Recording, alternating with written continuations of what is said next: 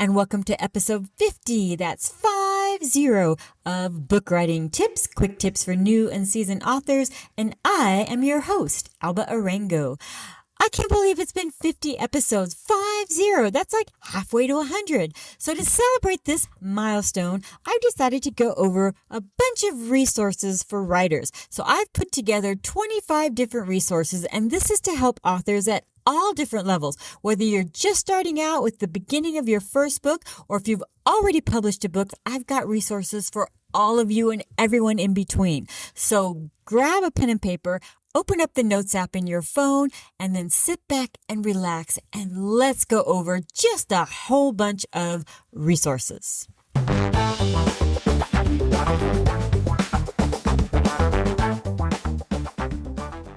Alrighty then. Today's episode will be in two parts, as always.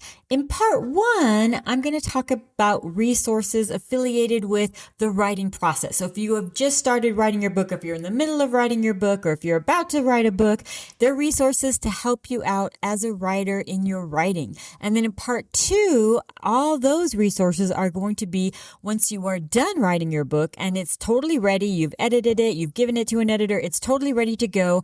I'm going to go over resources for either self-publishing or traditional publishing. And then even once you've already published your book, I've got some resources for after you've published your book as well. So let's get down to it. Part one, resources for the writing process.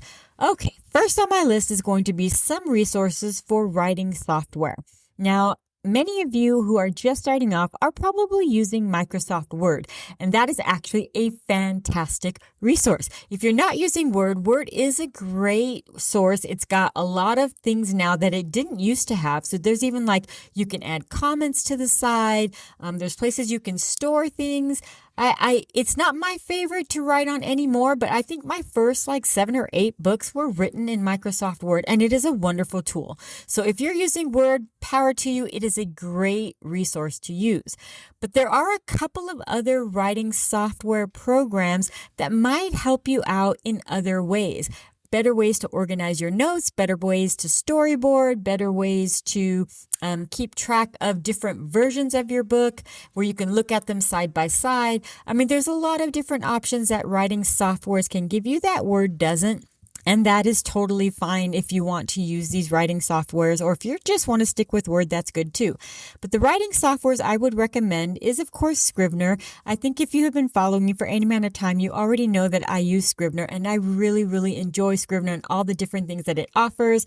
It does come with the cost. It is, I think it's $60 a one-time price. Literally, you pay for it once and you never pay for it again, and you can use it forever and ever and ever. So that might be a good investment for you. But I know Pro Writing Aid is kind of maybe even surpassing Scrivener in popularity, but it does come with a little bit of a steeper cost. It does have a free version, which Scrivener does not. However, I know the free version is very, very limiting, so you might just be better off using Word than using the free version of Pro Writing Aid. But they do have different paid premium subscriptions, and I think they have monthly, they have yearly, and I think they do have a lifetime one as well. But I think the lifetime one is a little pricey. It's like $600 or $700. But if you're going to be doing Pro Writing Aid, then maybe that's just a better investment for you. Now, if you are doing a script, then Scrivener is probably the best option of the ones you've had. Please do not do Word for script. It is a nightmare to do a script in Word, but Scrivener does have a screenwriting, so you can do Scrivener. But if you are only writing scripts, then I would actually forget Scrivener and I would go straight to Final Draft. And you can get Final Draft. I think it's finaldraft.com is probably where you would go. It is, I think it's $200 or $300, but it is the premier script writing software. And that is the one that all the industry, if you're going to be pitching to agents or movie houses or anything like that, they're probably going to expect it to be in Final Draft. So if you are solely writing scripts, then I would invest in Final Draft. But if you are writing both, like scripts and, short stories and books or novellas, then I would probably go with Scrivener because you can do all of them with that one writing software. All right. Now on writing itself, I would probably recommend it as a craft book. There are so many of them out there. The one that I have found that I like the most, now to be fair, I have not read all of them, so I can't give you a fair judgment on all the writing books, but I actually like, and I think you already know this as well, I like On Writing by Stephen King. So I would just, get it from the local library, or I would download it on your Kindle, or I would buy the physical book, whatever is your option, but that is a really good craft writing book. Now, to get articles from agents and publishers and a little look inside the industry, or to find more specific things about maybe, character development or writing great villains, then here are some resources for that. WritersDigest.com has a plethora of different kinds of articles, and they even have some webinars on there. They have all kinds of resources that you can use as a writer, so I would definitely look into writersdigest.com. In addition to that, there is writershelpingwriters.net, and again, that is a plethora of articles that you can find from other writers that literally are just posting articles to help other writers out. So it's kind of a cool platform. JaneFriedman.com. I think everybody already knows that I love Jane Friedman and her book. Oh, I could, of course, advertise her book too. The Business of Being a Writer is an amazing book. But JaneFriedman.com, she is so cool. She puts together all this stuff on everything from the current publishing industry, markets, just different articles about pretty much anything you can think of, and it's all for free on her website. So go to janefriedman.com and definitely take a look at all the stuff she has. And I would probably follow her newsletters as well. She has a free one and a paid one, and they're just jam-packed full of stuff. Now, if you want to get a little bit more genre specific, probably the three most popular websites that are genre specific are, if you're writing anything in the children's market, so anything from board books to YA, then go to the scbwi.org, and that's the Society of Children's Book Writers and Illustrators. They have a ton of resources on everything. So, they have tons of webinars. They do have a paid service. I think it's like $80 a year or something like that. And then that gets you access to everything on their website. If not, you are a little limited on what you can search through their website, but they still have a lot of great information for free on their website as well. Again, for children, that is scb as in boy, wi.org.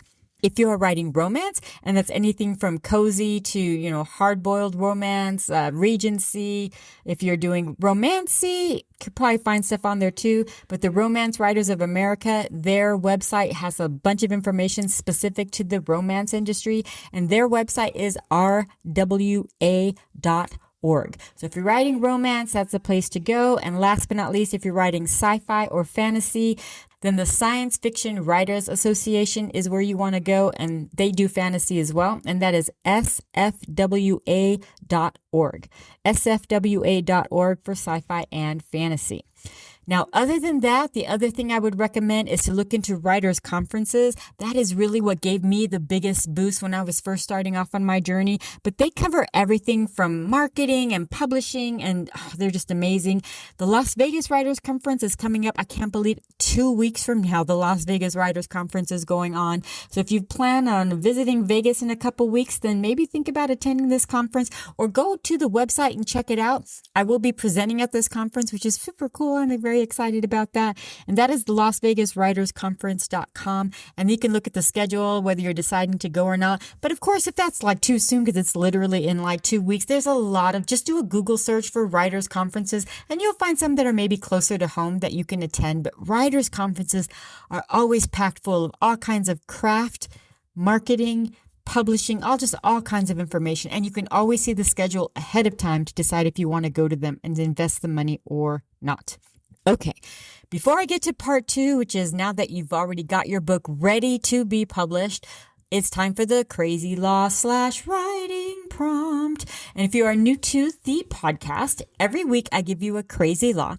And this is a law that once upon a time in history was a real law. And your challenge, should you choose to accept it, is to write a short story based on that law. So here we go. This week's crazy law. In Detroit, Michigan, it is unlawful to hitch a crocodile to a fire hydrant. Now, why on earth they had to make that a law would be an amazing story for you to create. But anyways, there is your writing challenge and writing prompt for this week. But let's move on. I got a lot more resources to cover.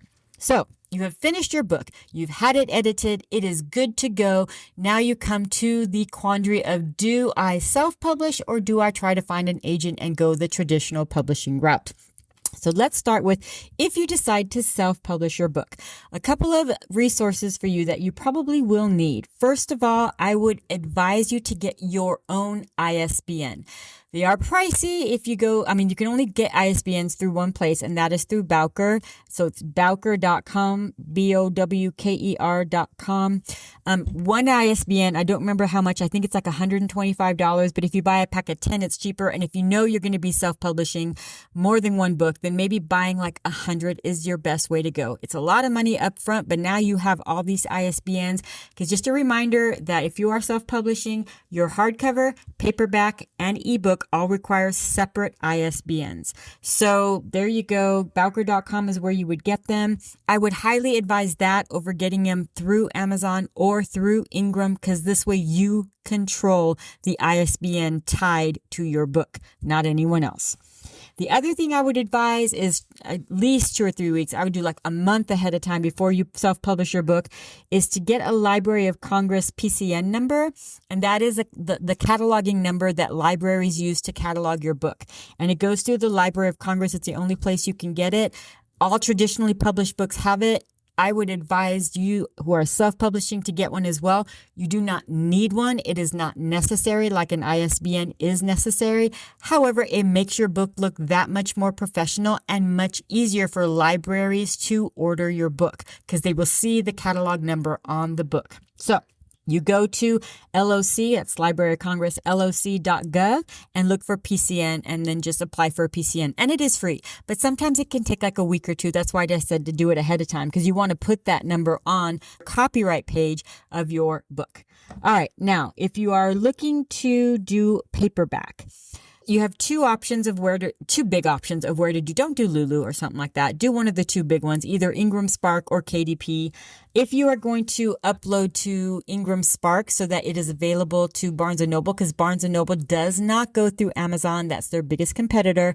They get all their books through Ingram Spark. So if you want your books in Barnes & Noble, they have to be available on Ingram Spark. And FYI, if you publish your paperback through Amazon first, Ingram Spark will not publish your book. So publish it first on Ingram Spark, and then once you've got that down with Ingram Spark, then you publish it on Amazon. And I would do both. I would not leave it to Ingram Spark to distribute it to Amazon. Amazon does not like that, and therefore your book becomes like, oh yes, it is available on Amazon, but it's going to take like a month to get it. Whereas if you upload it directly to Amazon, then it's like available on Amazon Prime and people can get it the next day or 2 days later. But again, if you want it available at Barnes & Noble, you need to publish through Ingram Spark first, ingramspark.com, and then publish it on KDP, Kindle Direct Publishing. Now, if you're looking at ebooks, both Ingram and KDP have the option of turning your paperback into an ebook. So I would probably just do it on Amazon, since that's the most widely where people get ebooks from. But if you wanted to go wide, like you want it on iBooks and you want it on Overdraft and you want it available everywhere, then what most authors do is they upload it to either Draft to Digital, and that is drafttodigital.com, or Smashwords, and that's smashwords.com. And those two sites, you would upload it once and then you would choose the places where you want it to be available. So you can do Overdraft, you can do iBooks, you can do on Smashwords itself, you can do all the locations you want it to be available. FYI, you do not need an ISBN for an ebook if you're doing just Amazon, but if you are going to have it available on any other like iBooks, it's required. Just an FYI. All right. Now, those are if you want to do the self-publishing route. If you decide you want to look for an agent and try the traditional route before you break down and do the self-publishing, or if you decide that's the only way you want to do it, then here are some resources on where to look for an agent, because they are hard to find. So here you go. Probably the number one place I would send you is manuscriptwishlist.com. Manuscriptwishlist.com. And that is the site that most agents that are in the market for getting new authors, they put what they want to see, what they want to get on manuscriptwishlist.com. So you then, as an author, go to Manuscript and say, okay, I need someone who's YA fantasy, and then Manuscript wish list will literally like file it down to, hey, these specific agents are looking for YA fantasy. And then you can look at what they are really looking for within YA fantasy, what their ultimate wish list is. And that is a great resource on where to find an agent. Now, most of these agents are going to expect you to query them on Query Tracker. So you should enroll in querytracker.com. It is free. They do have a premium service, and I might recommend the premium service because it offers different things that just the free service doesn't. And it's only $25 a year. So if you're planning, hey, for this next year, I'm going to be looking for an agent, then I would probably invest the $25 in querytracker.com's premium and do that. But that is where most agents anymore are requesting you send their query. So I would go ahead and go straight there and go ahead and set up your account with them so that they can help you track all the queries to where you've sent them. Because of course, as you already probably know, a lot of agents, if they work for an agency, you are only allowed to query one of the agents at the agency. So this will help you kind of keep track of which agencies you've already pitched to so that you don't query them again and then get like blacklisted or whatever. All right. The last place I'm going to say for you, if you are going to be looking for an agent, is Publishers Marketplace. And Publishers Marketplace, they actually are the deal trackers. You literally get an email every day of what deals were made. And you can search agents on there and you can see what deals they have made going back, 10 or 15 or 20 years. So if you are, hey, this agent sounds really good, you can look them up on Publishers Marketplace. And hey, if they haven't had a deal in like 5 years, then you may want to keep that in mind that maybe they're not as active as you want them to be. Or if you see that they're only doing foreign rights and you really want them to publish it and they're not really publishing anything in your genre, that doesn't mean that's a bad idea. It might be that they just haven't found a book in that genre that they've been willing to go out and reach out to publishers. So, keep an open mind, but it is a great tool to see the different deals going down and what agents have made what deals in the past year or 2 years. And that is publishersmarketplace.com. Now, the premium version of that is a little bit more expensive, and that is $25 a month. The good thing about it is you can pay monthly. So it means once you get your agent, you can be like, okay, cancel, unless you want to keep up with the market. That's up to you. Anyways, now, for all of the authors that have already published, all right, whether you go self-published or traditional publishers, here's just a few more suggestions I have for you. If you have already published a book, and for these you must already have published a book, I would establish your author page on Amazon. And to do that, you would go to Amazon Author Central and just do a Google search for Amazon Author Central because it's a weird website. So just do a Google search for Amazon Author Central and register yourself as the author of the book. And then you can it has a pretty cool page. Just like if you go to an author page there, you want it to have an extended bio. You have other information that you can include there that you can't do if you don't have an author page. So that is for all authors, whether you traditional or self-publish. Be sure to get your Amazon Author Central page. Another recommendation I have is to become an Amazon affiliate. And I think now it's called Amazon Associates Program or something like that. But if you become an affiliate through Amazon, then what you can do with that is you can actually get an affiliate link for your book. And that way, if people go to your website and they click on the link that takes them to Amazon and it's your affiliate link that takes them to Amazon, then if they buy other stuff through that link, while they're there, I'm going to buy her book. Oh, look, you know what else I need? I also need this and this and this.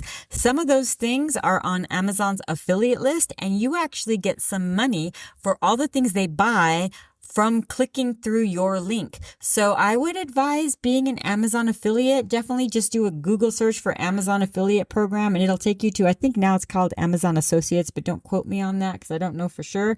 But I would think consider doing that if you've already published a book as well.